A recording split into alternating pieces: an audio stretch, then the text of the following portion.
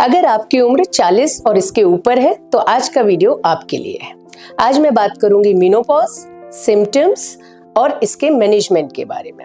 हाय, मैं doctor Richa Gupta, senior consultant obstetric and gynaecology. सबसे पहले बात करते हैं what is menopause. Menopause is permanent cessation of menstruation diagnosed after 1 year of absent period. ये एक सिग्नल होता है कि आपकी फर्टिलिटी एंड हो रही है। इसकी सही उम्र 45 से 55 साल की उम्र में होती है।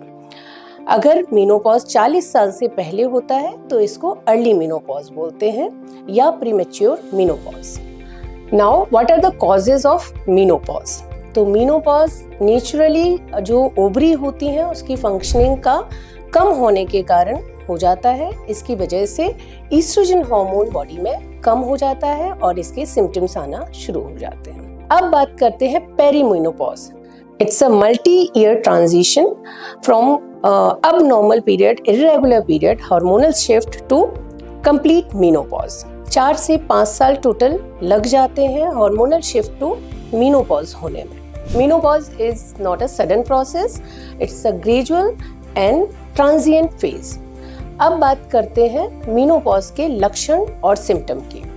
सिम्टम्स में 3 तरीके के सिम्टम्स होते हैं। फिजिकल, जो कि बॉडी में दिख रहे होते हैं, mental and emotional and long term symptoms.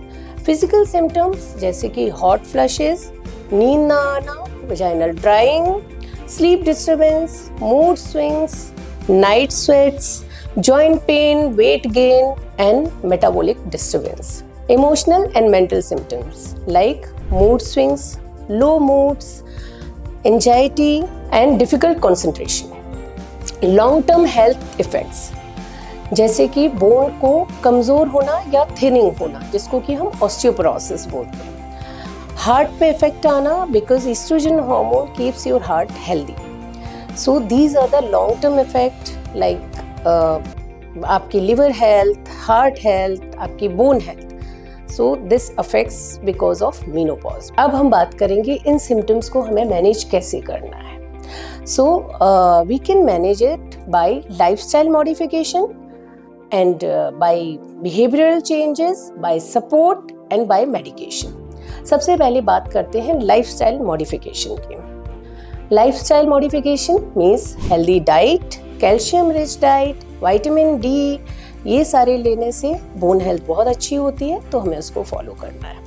Regular exercise करने से बोन एंड मसल हेल्थ अच्छी होती है, हमें उसको फॉलो करना है। स्लीप, प्रॉपर स्लीप लेना, इसको बोलते हैं स्लीप हाइजीन। आपकी हाइजीन स्लीप के लिए बहुत अच्छी है। एंड लास्टली स्ट्रेस रिडक्शन, जैसे कि योगा, मेडिटेशन, इसको फॉलो करना। अब बात करते हैं हार्मोन रिप्लेसमेंट थेरेपी, जिसको हम HRT बोलते हैं। HRT को हम स्टार्ट करने के लिए पेशेंट को बहुत सीवियर सिम्टम्स होने जरूरी है, हम तभी स्टार्ट करते हैं because it's a hormonal thing. Now come to the medical management. Medical management में जो ट्रीटमेंट होता है वो हार्मोनल रिप्लेसमेंट थेरेपी होती है। जब पेशेंट को बहुत सीवियर सिम्टम्स होते हैं उस केस में डॉक्टर से डिस्कस करके हम ये ट्रीटमेंट स्टार्ट करेंगे।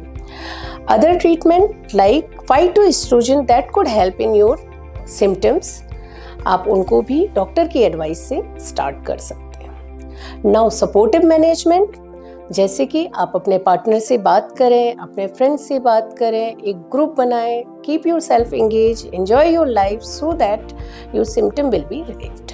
अब हमें ये भी पता होना चाहिए कि हमें डॉक्टर को कब दिखाना है।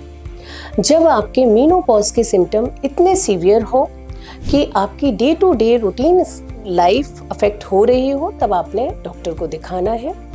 या आपको कोई कंडीशंस ऐसी हो जो कि मेनोपॉज को मिमिक करती हो, जैसे कि थायराइड डिसीज, तो आपको डॉक्टर को जाके दिखाना है।